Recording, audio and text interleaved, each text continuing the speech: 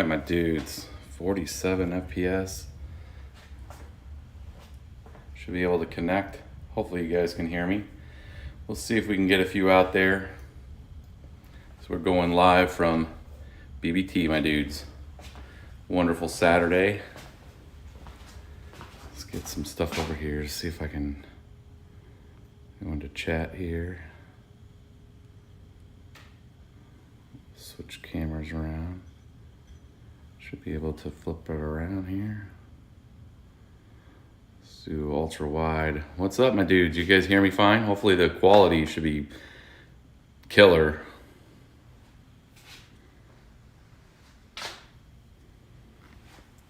Good morning, my dudes. See if we get a few out there. I didn't make a post, so we'll see. Audio is very good. That's good. So yeah, we got it's a Saturday, and everybody here at BBT East is, enjoying their weekend off. And I was coming here to record a couple videos today and just get things kind of configured and set up for anybody that's been following me on this build and this build out. We're trying to make this not just, a studio, but make this like a repair center, fixing center, from just general electronics, but mostly GPUs and ASIC stuff. But I'm gonna give you guys a quick tour, and then let's do this here. Camera flip. All right, my dudes. So we're gonna cover a couple things. We'll get the whiteboard fired up probably in a little bit, cover a couple topics, see how things are.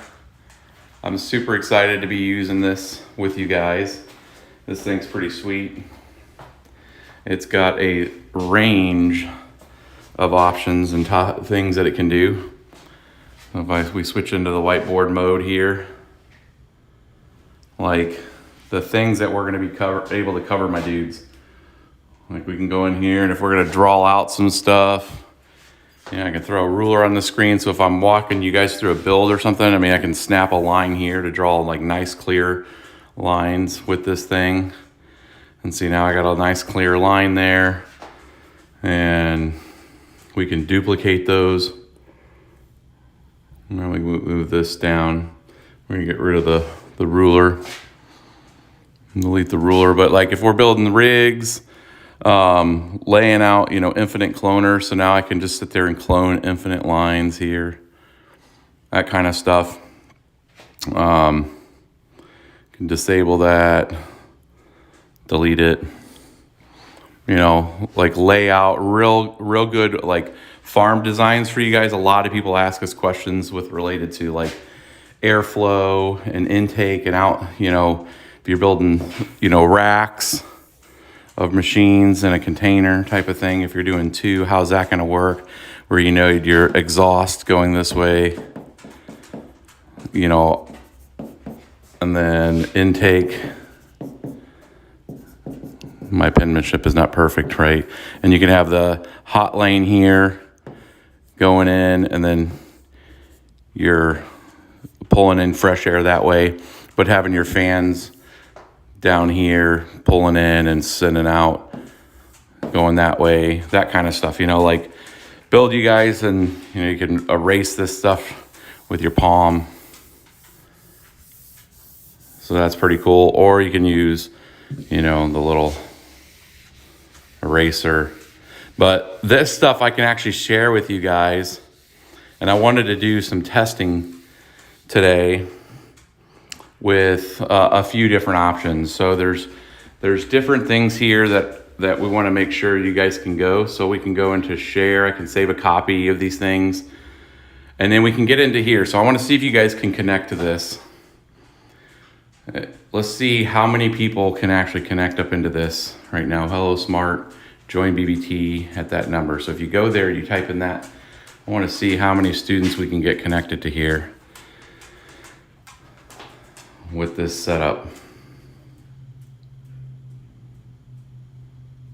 We'll see if we can start seeing some people popping in here. And then we can walk through a little kind of play session here with being able to work with folks on particular subjects. That's one of my key things I wanted to make sure you guys could do. And we'll see if we can get a few students connected, or, you know, a few folks that want to try it out. There it is. We got Crypto Pope popped in there. We got John. Oh, there. Look at you guys flow in. So we got 4. We've got all that connected there. There we go. That's enough to start. Now you guys can continue to connect in, but that shows us 8 in there. It should keep you guys in there. We got 9 in there now. Now if I start actually building stuff here, so let's say I go in and I go into mining.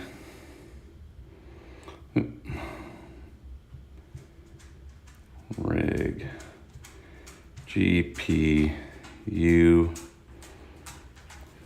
and it should give us some pictures, and then we can play around with something. Hey, one of these, probably one of your guys is here. Here we go. So let's find a cool mining rig picture. Here we go. We'll use this one. So now that throws up there, and it's nice and high quality. And then now we can have like a conversation. This should be coming up on your guys' board here. So this is the black pin. I can use the red pin here, and then start talking out like, what's the first thing you guys see wrong with this rig? Right there. If you have this breakout board or this type of power supply with this kind of breakout board, you're gonna want to probably put another one over here and then be able to hook those directly into your 6 pins.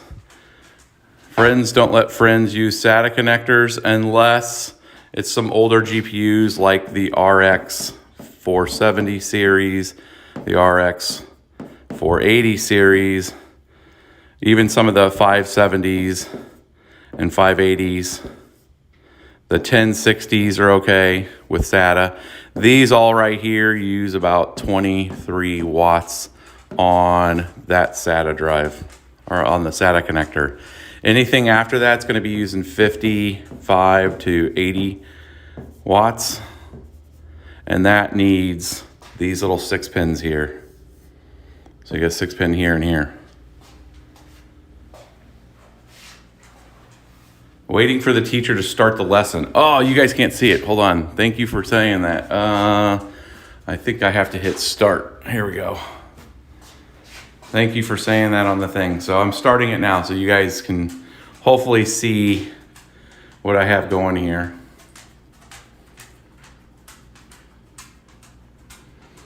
Sharing with students. Let's see, we got 18 people logged into this.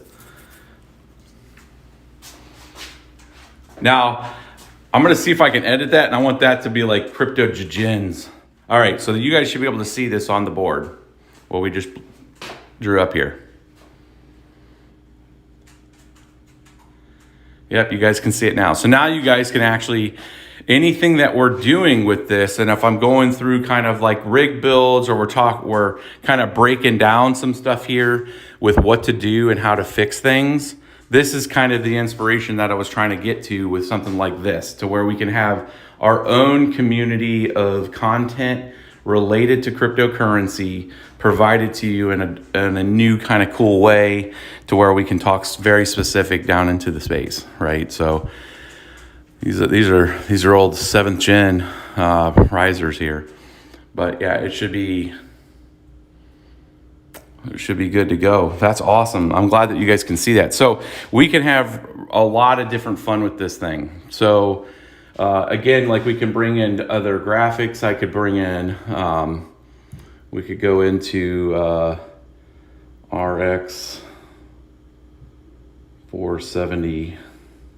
Let's just see what RX 470 brings up here on the search. Oh, look at that genius. All right, then we can go down here and just pull in, like let's pull in this HSI one.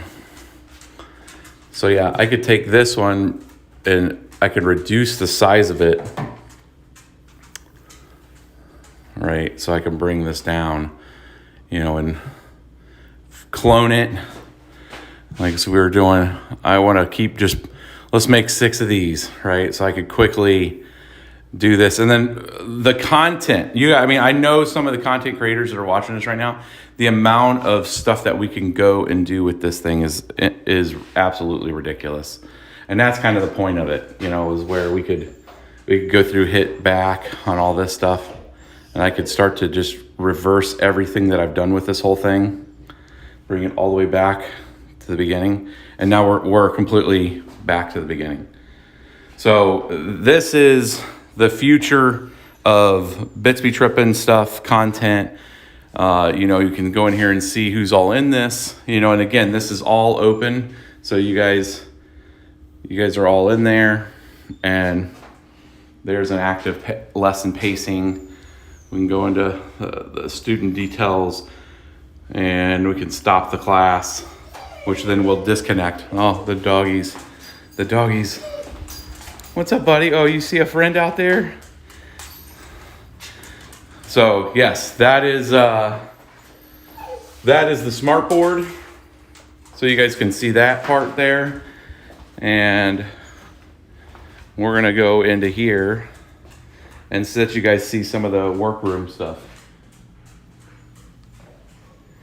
So this is the production workroom right now. We're still working on getting a few things in, but we have mainly the workstations in place right now, and we've been building still more of the Sapphire 470s and 480s. We've been getting these other rigs built, tested, still have a handful of 1200 watt power supplies that we're going through and validating and testing. And one of the or at least a couple of the videos that we're going to be covering today, or why I'm here actually, is giving you guys some content related to some of the best practices of what we've seen when working and fixing some of these machines. And you can see a couple here that we have, and this was on yesterday's video in here where we have a few running, just temporary station right now until we get the rest of the office set up. But you know, these Red Devils right now are running and operating and keeping this back room kind of clean, warm right now, and doing some field testing to make sure. So as we rotate some of these out and pull in some new rigs, you can see we got a few more up there. I actually got one over there as we get additional power pulled into here. Hey buddy, you come in here. So this is the setup here. So, and then as folks are working with us here, I'll switch this camera around for you can see me. As folks are working with us right now on getting some of their farms set up, we have 11 people now that work for BBT. So I'm keeping them very busy with lots of different, you know, build outs, content, settings, and then we can start to pull in Ray and a few of the others to help everybody on a lot more distinct, you know, information related to mining. Like there's still a ton of information I think that needs to be gone through. Power analysis, understanding, you know, power mix. There's a lot of conversation right now around ESG and like where's your power come from, that kind of stuff. That I want to just make sure that people understand, like what's going on, how's it work, why do people mine cryptocurrency, you know, what's the advantage of proof of work over proof of stake. I had a post this morning about that with some issues with Polygon and my concerns with Ethereum moving to proof of stake, you know, ahead of that. But that's, I think, enough content that can, you know, keep, you know, you guys informed with, you know, the space and what's going on here. Let's go back in here real quick and see some of your guys' comments. Can you save the screen as slides in a presentation? Yes, you can. I can actually, well, I can save it to a PDF, and I think there's some feature updates I can put on that screen for folks to be able to see. I got the boys have a TV. We put a sound bar here and a sub in the corner so they can watch like Netflix and stuff, or watch college football, college games, things like that when we're in here. So let's see here. So one of the things that we're switched over to in this studio setup is like this Manfrotto setup here. So this is going to be hanging from the ceiling. And you guys can see this thing. This thing's heavy AF. But this thing is an extension device that will be, you can hear it clicking, on the actual ceiling for the camera setup that we're going to be setting up here. So this is part of the thing that we're waiting on. And I have the rails actually in the back room there that are going to come up here, and we're actually doing a video on this whole build out. So I'm going to have rails up here, and then I can pull down the cameras. Since you're walking into this room, I didn't want to have stuff all over the floors. So we're going to have the cameras where they'll come down through a little pull mechanism, and then I can push them back up and be out of the way. And then we're going to have the table right here that you guys normally see me on. And then all of those cables will go up onto the ceiling. And then we have this little pass-through over here. Let me go through here. This little pass-through has a tube in this wall going up. So then all those will come down there and then go into the other room. So we actually have the media machine in the other room. So that's kind of the setup that we got going on right now. And let me bring this up here for you guys. You know, using the phone to do this has been very interesting, because it's very dependent when you touch, because the screen's not very big. But that's the setup. What do you guys think about that? And we can cover a couple other things. So I've had a lot of questions right now with the ETH. Is ETH going to be delayed? Ethereum Classic going to take over some of that hash rate? What's going on? So right now, for people that are not tracking the Ethereum discussion, so ETH's doing some testing. They're doing some load testing on the merge. And they have a test network that they had to bump because some folks had some mining equipment on, I guess, that test network, and it bumped past the time that they were going to do the merge. So everything is predicated on when a cryptocurrency blockchain is going to fork, be it Ethereum, be it anything. If there's a service update or some kind of update on the chain, most of the time the developers target a particular block. So I should be using the whiteboard for this, my dudes. When that block is hit before the amount of nodes are flagged for it, they have to call it off, because they're like, hey, you know, don't implement this thing on this block because we're not ready. And that's effectively what happened with the latest ETH test update. You know, let's switch this over. Oh, switching cameras on this is terribad. All right, so let's go back to the whiteboard. We still have 7 students logged in. All right. Here, I'll share the session again. You guys can see what we're gonna do here. Let's just start again. All right. So, ETH. For folks that are not tracking what's going on, so ETH 1.0 is everything, that's the one that we're mining, right? That's a chain. And that chain has all kinds of things. It has transactions. It has smart contracts.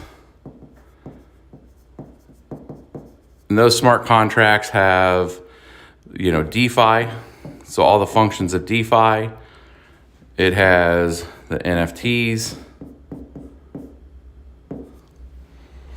Then you have ETH 2.0, which I think they're getting away from the ETH 2.0 discussion. And they're moving to a space of getting rid of this name and just calling it something else. But right now, this is the beacon chain, not beacon, it's beacon, I think, or maybe it is an O. So it's the beacon chain, okay? This has been running since like 2020, on like December of 2020, and people are earning, this is the proof of stake. And this has actually been running. And it hasn't been doing anything. So it has blocks, just like everybody else, right? And it's paying the entire network of providers a very small increment.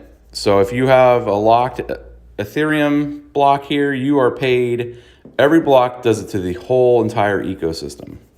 A little bit of money. So you locked up 32 ETH here, and now it's worth something like, I don't know, you might have 33 or so ETH now in there. It's probably a little higher. I haven't looked at Beacon in a while. But you've made probably about an ETH or so for being on here. And this has been locked for over a year. When they go to do the merge at some point, the only thing that's happening is Beacon's going to continue to do what it's doing. But the consensus that says those blocks are good, right? It's going to take the consensus. So right now, proof of work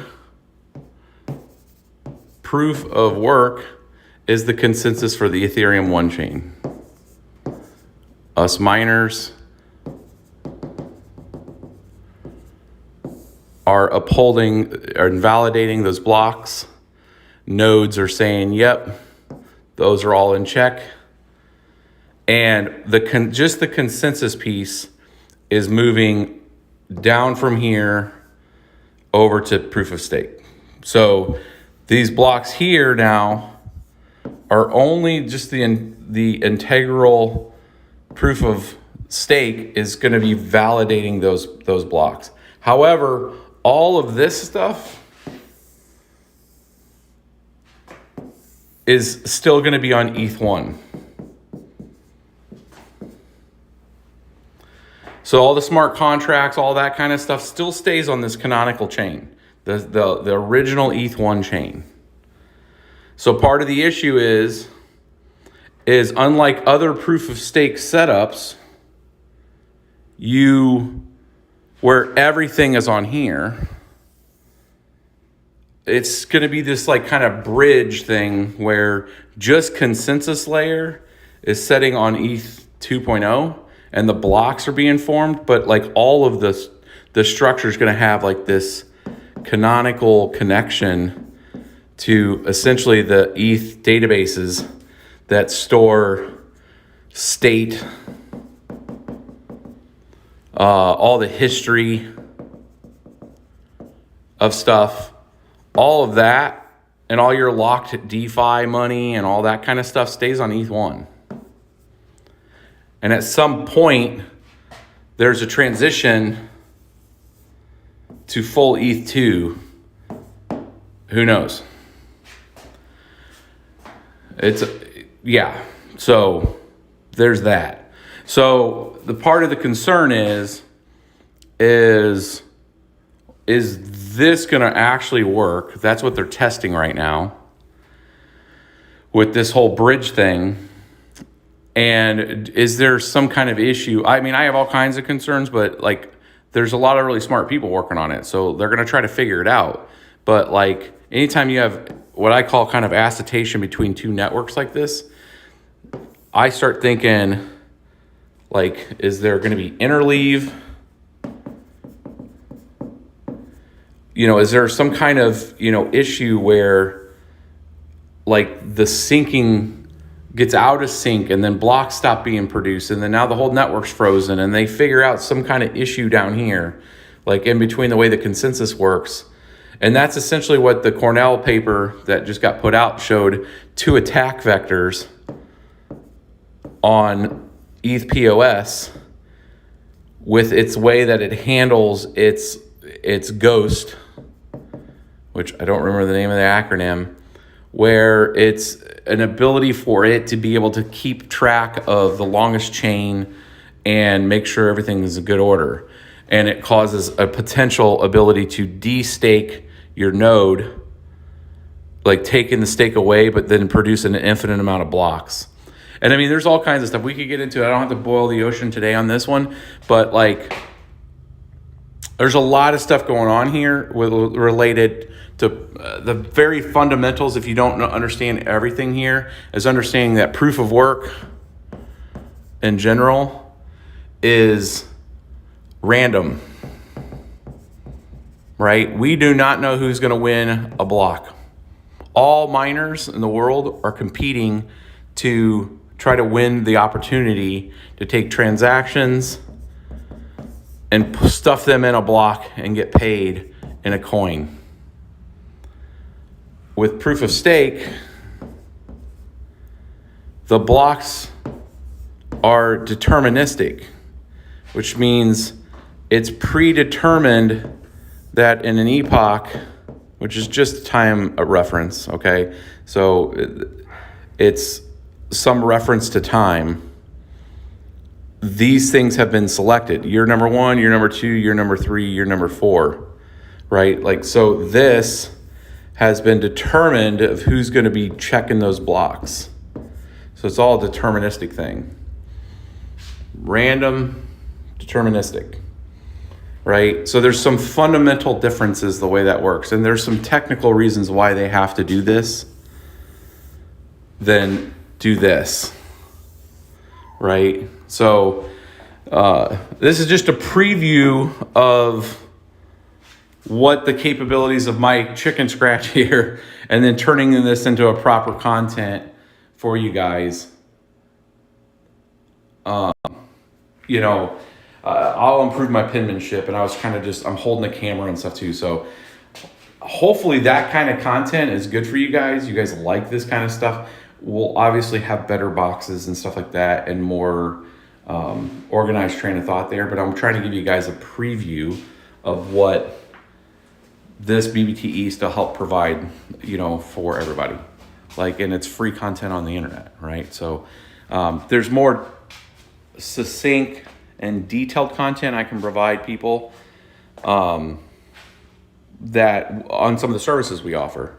So one of the sets of services that we offer is like consulting work too. So go in and talk to you know, folks that need assistance specifically to their particular project, and that's also what we do too here at BBT.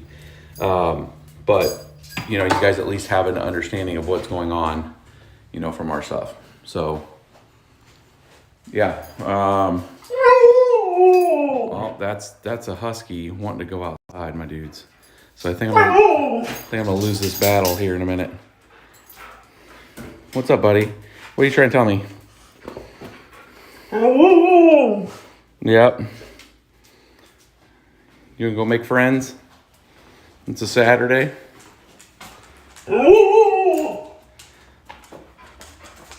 I think he wants to go outside. What do you guys think? Huskies are a trip. Dog. I saw the ear outlines.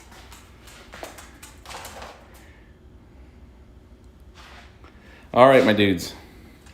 And like, if there ends up being like an ETH developer or core developer, or somebody wants to get on a call or something with us, I would be happy to have this like interaction back and forth with you guys. We could do a help me correct any kind of misinterpretation that all this explanation has. Like there's nuance in everything.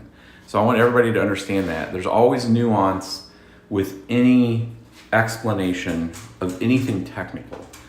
And when I try to communicate this stuff to you guys, I want to make sure that I'm breaking it down in a way that everybody understands, and that helps kind of bridge the gap on that knowledge piece there. Because this is important stuff. Like, people are like, dude, why you waste your time with it? I'm like, I don't know, man. There's like there's hundreds of millions and billions of dollars in capital that people have invested in this. And it's important to people. So I want to make sure that people have a basic understanding, and that it's just not like, oh, it's just too complex for you to understand. That's BS. Don't let anybody ever tell you that. It's not too complex to understand. There's some complicated shit out there. But I'm telling you that I can break this stuff down to make it simplified. And then sometimes that's the most simplest answer, even on a complex, subject. And I'm talking like, we're going to get into like ZK snarks, things that are like how to, cryptography, stuff. This is the kind of stuff I wanted to go through with you guys to break down the concepts, make it simple, and then figure out where the risk is. Because at the end of the day, all of this stuff comes down to, all this complexity here. What I see from a data services, data provider, what are you doing type of thing. All of that complexity comes down to just risk and assumptions. And there's a lot of assumptions that people are making. So if we can break it down in a way that people understand and then can make a decision that do they want to invest in that kind of thing, or do they want to help, give to Gitcoin and try to figure out where the impacts are on the development team that they need some more assistance on. That kind of stuff is what we're trying to get to. So any ETH people that see this, reach out to me. I'm on Twitter.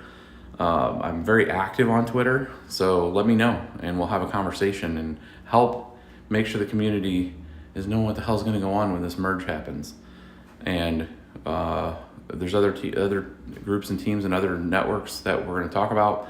I know that Ergo, one of the core developers, reached out for Ergo. We'll reach out to him and have some good content. We'll talk to the Flux community. We'll talk to Ravencoin community. Just all these communities that you guys are all supporting with your GPU mining. So make sure you're liking and subscribing and sharing all that fun stuff. We'll wrap this one up. I'm going to record a couple other videos here today for you guys. And hopefully this is for you guys. All this here, the amount that's been invested into this, a lot of people are like, oh, you're a YouTuber, influencer, or whatever. Dudes, I'm telling you, I've spent way more on building all this and getting $12,000 smart boards and that kind of stuff to make sure that it's an ability to communicate and force project a message in a way that hopefully helps more people make educated decisions in the future of their finance and what they're doing in this space, right? It's, I've been fortunate to find crypto and get into it very early. And this is kind of how can I make sure that people understand what I was understanding when I was going through it early? And I don't see anything else I'd ever want to dedicate what I do back to you guys. I mean, this is what I do it for. I mean, there's no hidden agenda here. You guys always see everything I post. And I've been doing it for a long time. So this is for you guys. So make sure you're putting down there what you guys want to see. And that if you're in this space and you're spending money and you're spending time and you're trying to figure things out, put down the questions, man. I read a lot of the stuff you guys post out there. So just share the stuff and we'll catch you guys on the next one.